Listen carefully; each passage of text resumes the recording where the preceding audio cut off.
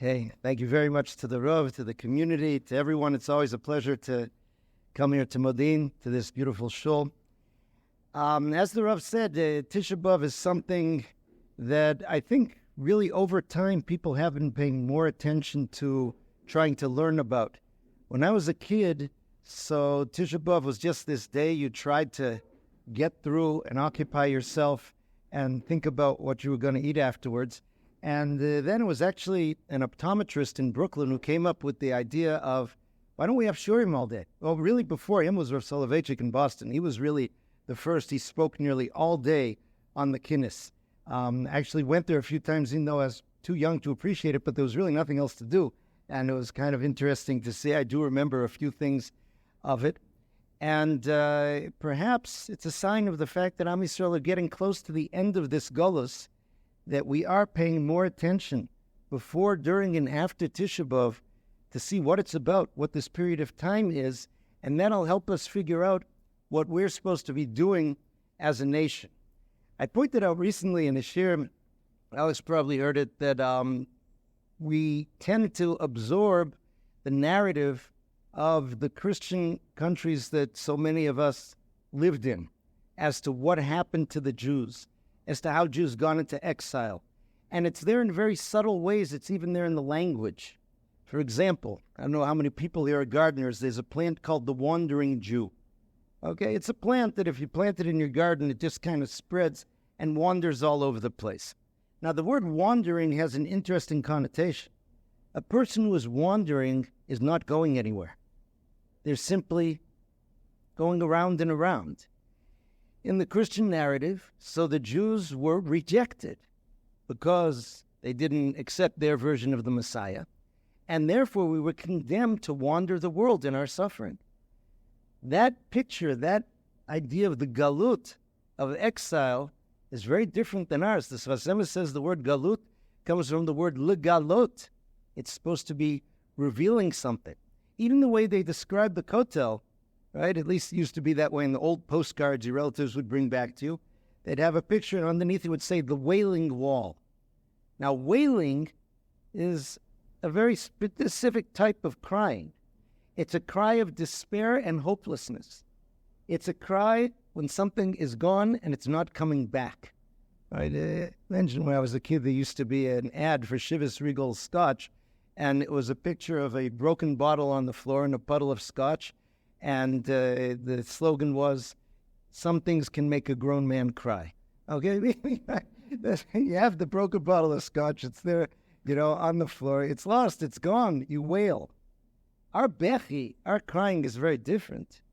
Our crying comes from the ability to reach something which exists in the future that's hard to get to. We're trying to connect to it. We're longing for it. Like we say in Eicha, right? Eni yordamayim, my eyes pour down water. Ki rachak mimeni menachem neshiv nafshi, because far away from me is that consolation that can bring my life back to me. But far away doesn't mean not here. Okay? And that has to do with what and how we're going through this entire period called galut. Now, I remember at the Pesach Shir, somebody called out an objection when I mentioned the word galut, because here we are in Eretz Yisrael, Baruch Hashem, right? So what are we talking about, galut? Is this only for the broadcast to the people that live in Cape Town or such? No. It's part of what we're going to see is there are stages upon stages upon stages. But Am Yisrael have to realize what our destiny is and not to sell it short. We can be thankful for everything that we get, every ability that we have. Some of the Rishonim say in the Seder when we say, Hashata Ochal Lashana Haba Ba'arad Yisrael, this year we're here, the next year we can be in Eretz Yisrael. I think it was the Ritvos said that we can go to Eretz Yisrael, at least we have that. During the 70 years of Bavel, no Jew was able to go from Bavel to Eretz Yisrael. Here, he was speaking in the Middle Ages. It's possible to go to Eretz Yisrael, and you have to be thankful for that. Nonetheless, there's still much more to go. So let's look at an interesting Gemara about a very unique way that one of the Chachamim commemorated the idea of the mourning and the longing for Eretz Yisrael, the Beis HaMikdash. The Gemara in Bava Kama. There was someone called Elazar Ze'ira. which translates into English as Little Elazar. Now, this Reb Chaim Friedlander, who quotes this Gemara, points out that when someone gets the nickname Small, that's actually praising his modesty. Another famous one like that was Shmuel HaKatan, who wrote the Shmoneh Esrei. And this is going to be a little bit confusing as the story goes on. So Elazar Ze'ira was wearing black shoes. Okay? Now, the black shoes, the Mefarshim talked about, were the shoes black, were the laces black? It was something that was not what everybody else wore. It was something that stood out in its blackness. He was in the marketplace in the big city of Narda in Bavel, in Babylon. Now, it's fascinating. In Bavel, in Babylonia, so the Jews had a somewhat independent government of their own. The Reish Galusa, the head of the exile, or in fancy English they call him the exilarch, had a certain amount of power over the Jewish community, and he had kind of a local police force from within the Jewish community. So they were called the Reish Galusa, the people of the Reish Galusa's house, and they pulled over Elazar Ze'ira, and they said to him, Maishna Hani Masani, what's with those weird shoes?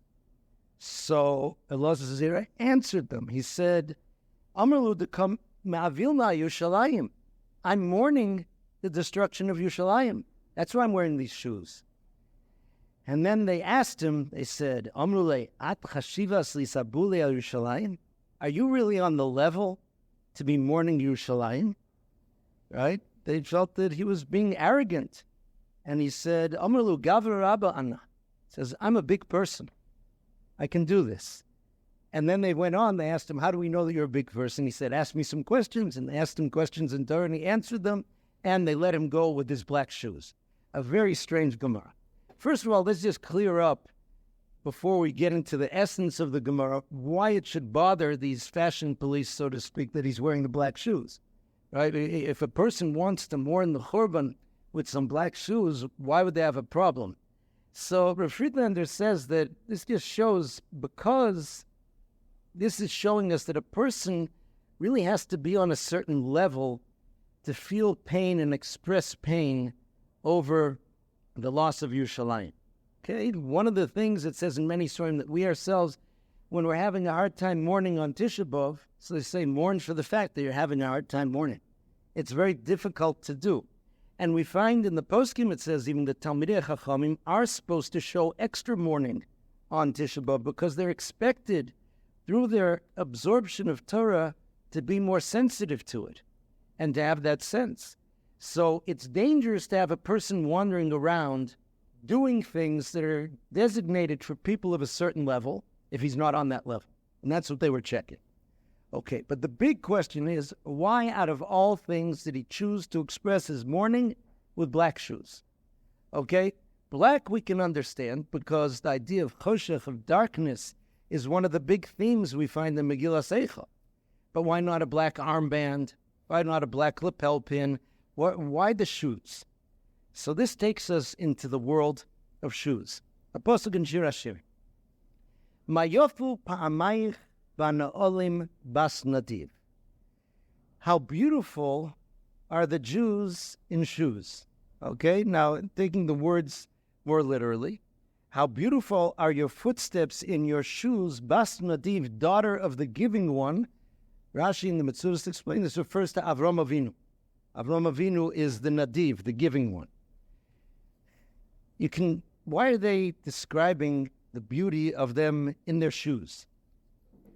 What's particularly beautiful about it? So Rashi explains that this is describing the Jews when they went on Aliyah Laregel.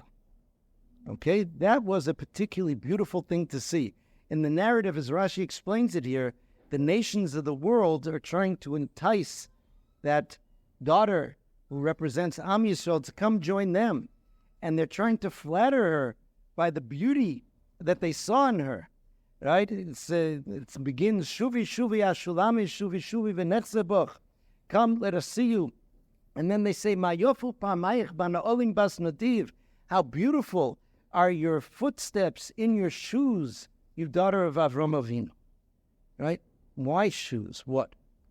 So I heard from Rav Yonasan David Shlita, he said, let's get down to the basic bottom line of shoes. When do we wear shoes? Right? They can be fashion, but the basic function of shoes are for when we are walking, traveling, going, right? At a certain stage in life, my teenage daughters, I would know they came home because like the door would open and two shoes would fly across the room, right? So I know that there's a girl coming behind them into the house, right? But shoes are there. You need them to protect your feet when you're going, when you're traveling. Now, it's true. The idea that you take off your shoes when you're home is going to be very important. Where is a place that Jews were halachically mandated to take off their shoes? Har HaBayit, the Beis HaMikdash. Okay, but in Aliyah L'Regel, Jews are traveling in their shoes. So now let's take a look at what's beautiful about traveling, especially that traveling of Aliyah L'Regel. Sometimes people came from different parts in Eretz Yisrael. Sometimes people came on Aliyah L'Regel from Chutz La'aretz. We had already in the time of Beit Sheni, Jews living in Syria, Jews living in other places. They came a long way. What was so beautiful about the traveling? A few weeks back in Parashat Ba'alotcha, we had the psukim that we always say before opening the Aron Kodesh. Vayihi bin Soah ha'aron, it describes how the Jews would travel in the desert. The Aron would travel, and when the Aron traveled, Vayomer Moshe Rabbeinu said, Kuma Hashem, rise up Hashem, V'yafutzo evecha, let your enemies be scattered from you, V'yanusam esanecha miponecha, let those who hate you run away from you. It's a nice tefillah. We could always use that. Why particularly when the Aron is traveling? So the explanation is based on another aspect of Aliyah L'Regel. It's hard for us to think about the reality of Aliyah L'Regel, of how that would look if on Pesach, on Sukkot, on Shavuos, everybody goes up to Yerushalayim. A fascinating phenomenon. I believe that if a person owns a home in Yerushalayim, it becomes a free-for-all. Anybody can sleep there, right? A family of 12 from Dimona knocks on the door with their sleeping bags. We're in, right, for the holiday. And people would come from all over.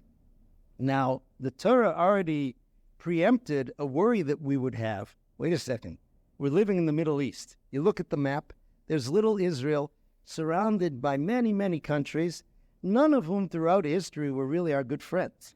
So if everybody packs out to Yerushalayim, what's happening at our borders? Right? What's going to stop them from taking our land? So the Torah gives a promise. It said, Lo yachmod ish zartzecha ba'aloscha. Nobody will, the word lachmod, they always translate as covet. Nobody will covet your land when you go up to the Beis HaMikdash. Now, again, Yonasan David spoke about that strange choice of word. They won't covet your land. Covet, again, it's a complicated term, lo tachmod. Let's take it at its most basic meaning, to desire, to want something that you have. Said, why doesn't the Torah give us the most practical description and say no one will take your land? That's what we're worried about. It would always be more amusing if all the nations around us really wanted our land and God supernaturally prevented them from taking it. That would be great. What is this idea that they won't be chomed? So we have to go back to the source of that lo tachmod, which is in Aseret HaDibrot, in the Ten Commandments. Lo tachmod, to not covet someone's possessions, is a very hard thing to command a person to do. The Rishonim wrestle with this. Because let's think, my neighbor he just bought a certain item, and I really want it. And then I tell myself, oh no, you shouldn't want it. The Torah says lo tachmod. It's too late. I already did it. By the time I notice that I did it, it's already done.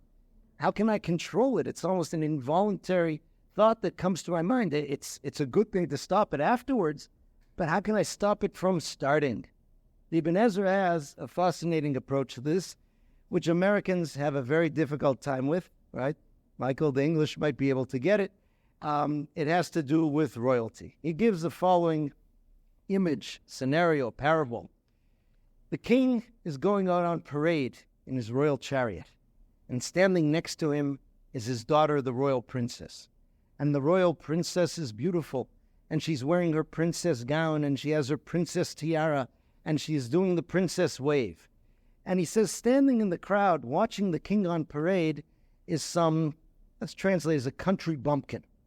Right? Some, whatever, some kind of farmer out from someplace or other who managed to come into the big city. He's watching this. The Ibn Ezra says, as beautiful as the princess is, that country bumpkin will feel no desire for her whatsoever. Why? Shehi min ha'elyonim. She's a royal. There's no connection between them. There's nothing. She's from a different world. He wouldn't even think of wanting her. This is where Americans break down and say, why not? Get me your phone number. I don't care. But, this understanding, this sense of royalty which is there, says the Ibn Ezra, what you have to get yourself used to doing is to feel that anything that belongs to anyone else is like that royal princess to the country bumpkin. It has nothing to do with you. It's from another world. If you were meant to have it, it would be in your world. If you can buy one like it, go ahead, go to the store, buy one like it. If it belongs to someone else, it's totally in another planet. That's his beautiful approach to it. Now, when we plug this back into the promise that when you go up on Aliyah L'Regel, Lo Yachmot Ish Et Artzecha, you know why? Because Mayafu Pamayich Banalim Bat Nadiv, you are so beautiful. When you go on Aliyah L'Regel, you achieve what it says in the Sfarim, Amayla Elyona.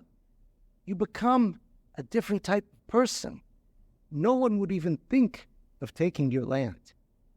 That is the beauty of the Jews traveling on Aliyah L'Regel in their shoes. Mayafu Pamayich Bana'alim Bat Nadiv. The question is why? Why would a person be more beautiful traveling someplace than when they're there? In other words, if the nations of the world wanted to praise the beauty of the Jewish people on their holidays, you would kind of focus on when everybody arrived from their journey, what it was like in the Beit HaMikdash. In Josephus, he has a very detailed description of what Pesach was like in the Beit HaMikdash. It was amazing. It doesn't talk about that. It talks about the travel. The Maharal explains a fascinating thing.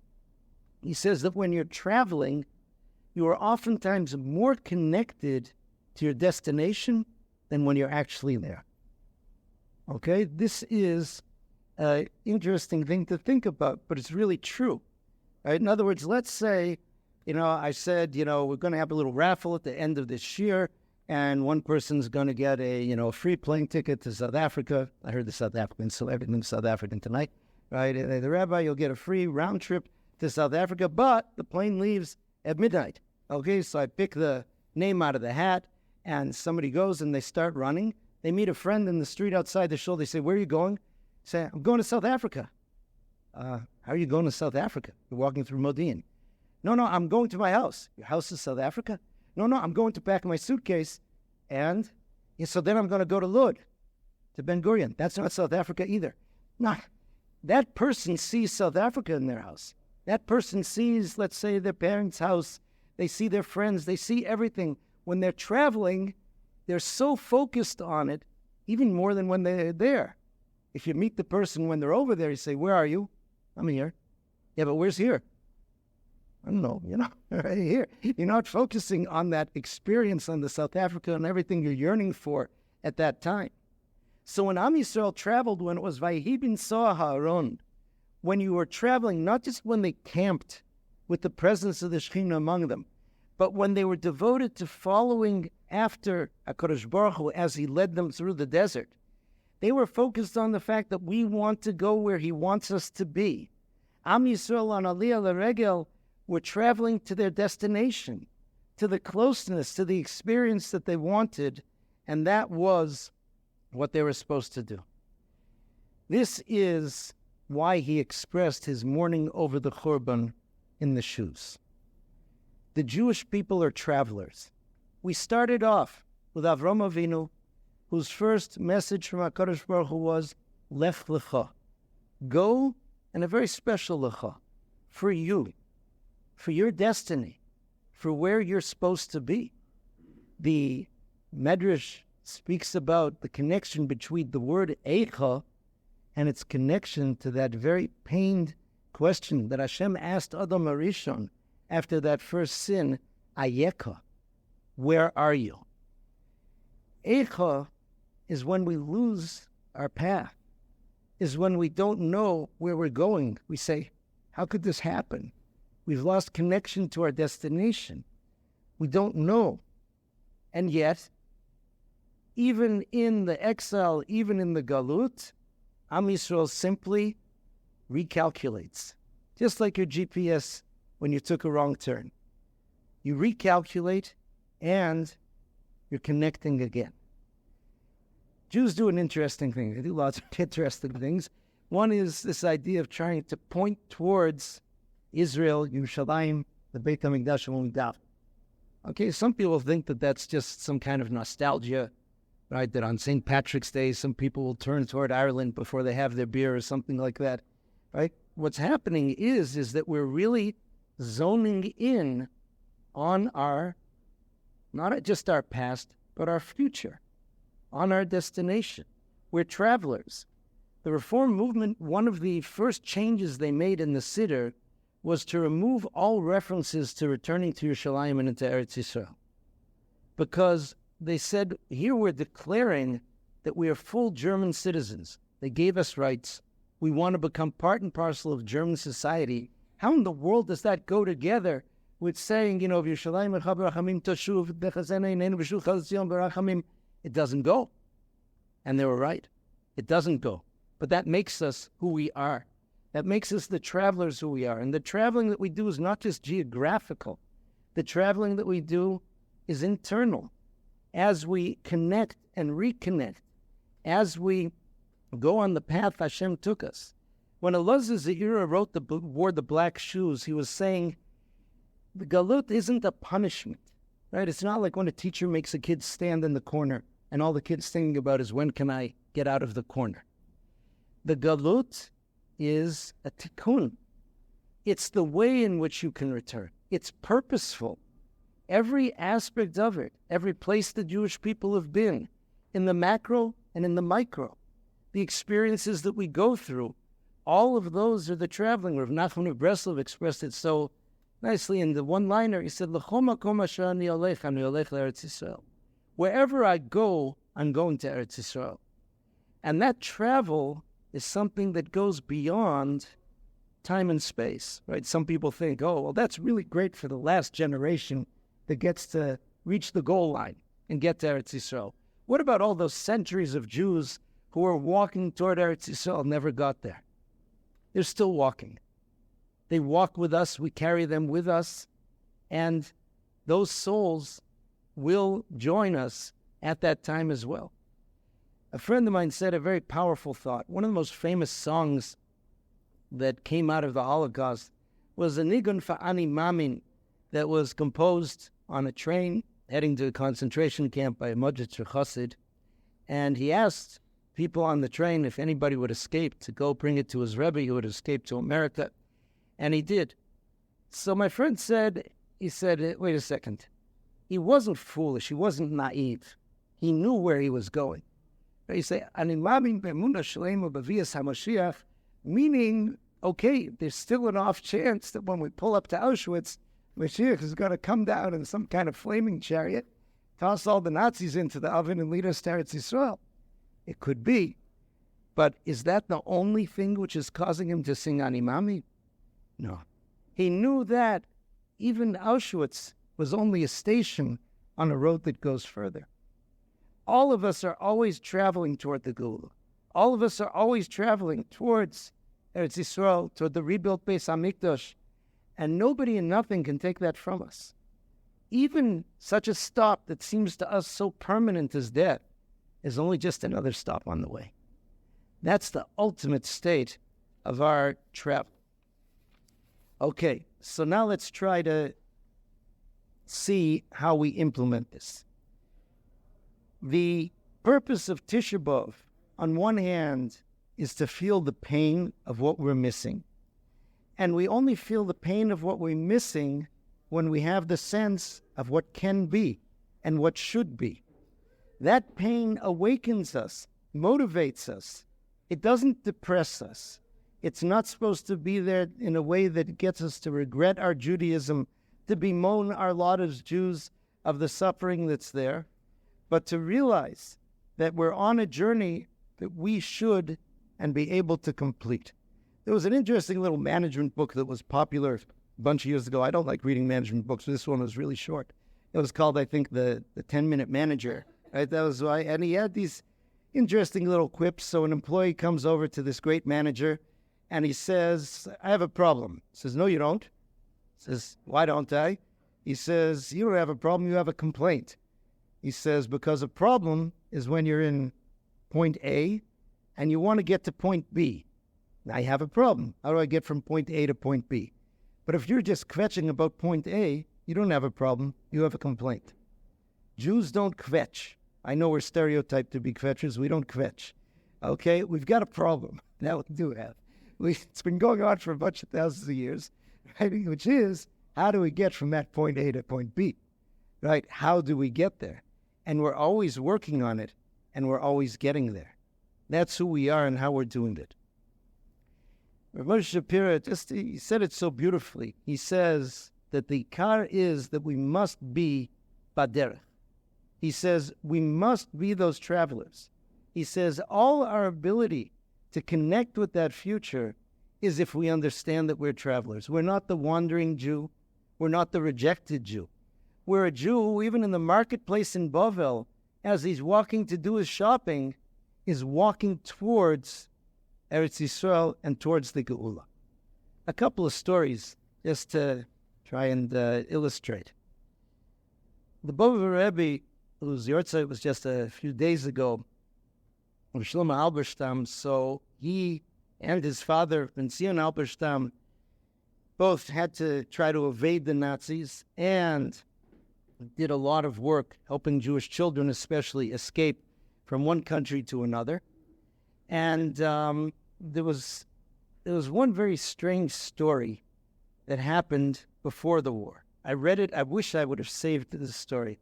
It was someone, he was not a Bobber Chassid, but he came to see Rav Ben Zion Halberstam, the Bobber Rebbe in Galicia. And he came in, he was, I think, a German Jew, and he had a nice walking stick. And the Rebbe said to him, let's switch walking sticks. The Rebbe had a very nice one also. Seemed a little strange to him, but he said, okay. That German Jew, he made it out, and he ended up in America. Then Rav Ben Zion Halberstam's son, Rav Shlomo Halberstam, eventually escaped, eventually got papers, eventually came to America. When the ship pulled in to the harbor in New York, that German Jew was waiting for him. He said, here's your father's walking stick. I have it. And the Rebbe said that gave him so much strength. It seems like a small thing, but he felt that that was his sign that he was to keep walking and to build and to rebuild and to go. That was the greatest gift that he was able to have. There's another story about him, Rav Shlomo. He was in a bunker in the war, together with other Jews, and again, it was horribly cramped, and they had a little opening they could open for oxygen, but when they got word or heard sounds that might mean the Nazis were searching, they closed that hole, and at one point they kept it closed for a long time, and they felt the oxygen disappearing. And the Rebbe said at that point, like, different people started making these different promises, which were not very realistic. If I get out of here, I'm going to give $1 million, whatever it is. He said, if I get out of here, even though the custom in Bobov is not for the Rebbe to eat Melava Malka together with the Hasidim, I'm going to eat Melava Malka with the Hasidim together. And they looked at him like, Rebbe, the Hasidim are all dead. Right? What Melava Malka are you having? Where? He was traveling. He was in a stop that was a bunker, but his eyes were already there on the travel forward, on what's there. So therefore, even though we're meant to feel the pain on Tisha B'Av, and there's a lot of pain to feel as we review our past, as we look at our present, and we look to the unknown future, we have to find the energy and consolation in the fact that we are traveling on, and that we will reach the destination. One last story. The Chos of Lublin, whose yortzeit was actually on Tisha B'Av. He was they called him the seer of Lublin, one of the great rebbes of Poland. So after he passed away, his descendants divided up some of his possessions. One of his children had a few things, and he started traveling back to his home, and suddenly it started pouring rain. He had to find shelter someplace. So there was a Jew in this village who had a room that he would rent out to people.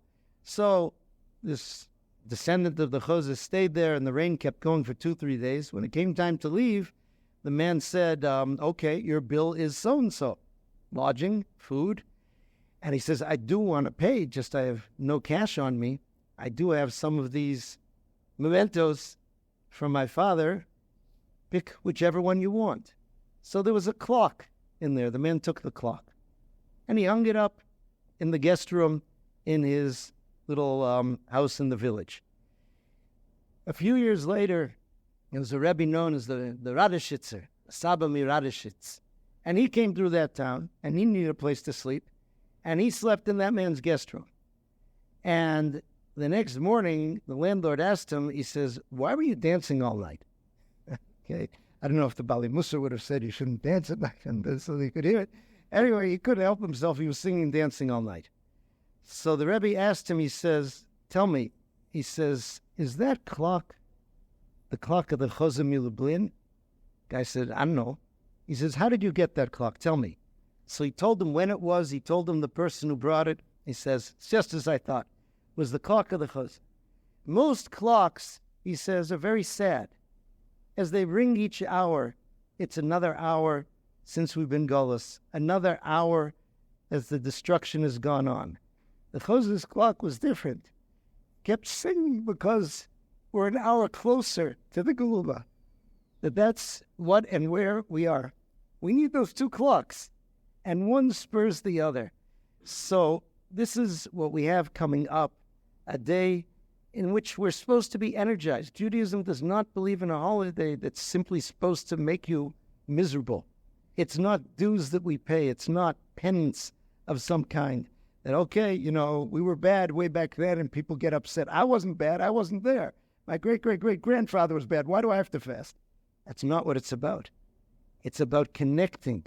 It's about refocusing your GPS and getting ready to take your walking stick in hand and to make sure that you keep your shoes on and that you don't take your shoes off too early.